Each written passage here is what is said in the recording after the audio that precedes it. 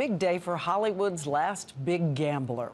We learned today that the movie Avatar has cracked $1 billion worldwide at the box office. So what lesson does its director and creator, James Cameron, teach all of us about new boldness for the new year? Dan Harris takes a look.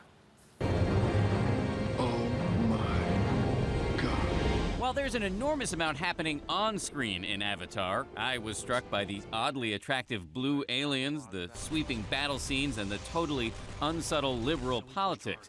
There's also a perhaps equally compelling off-screen drama featuring the maverick, controversial director James Cameron, who has taken an extravagant risk at a time when many in Hollywood and in the country are retrenching. He has made a roughly $500 million movie with no huge stars in 3D, which most people associate with horror flicks and kids' movies. And when we spoke to him a few weeks before release, he was understandably a little bit defensive about those who said it was too gimmicky to move large audiences. You know, everybody's been talking about this movie, but nobody's seen it. You know, I mean, obviously us on the inside, we've seen the film, and we know that you know, it's quite a heart-wrenching experience at times. It's a very emotional film. It is not the first time this 55-year-old, 5 times married junior college dropout from Canada has taken on a huge risk. Titanic ran so far over budget that Cameron offered to give up his directing and producing fees. And when it succeeded, despite critics' jabs, some thought he crowed a little bit too loudly.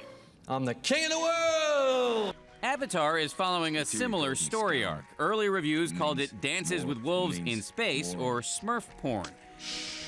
But now the movie's a huge success.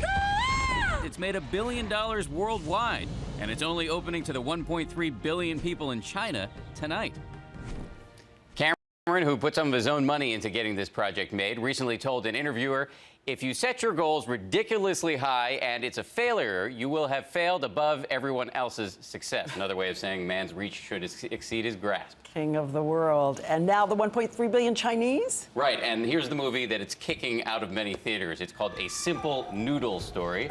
It's supposed to be a slapstick comedy. It has one reviewer says it has an impressive noodle spinning sequence early in the movie. It's hard to compete, though, with blue creatures in 3D.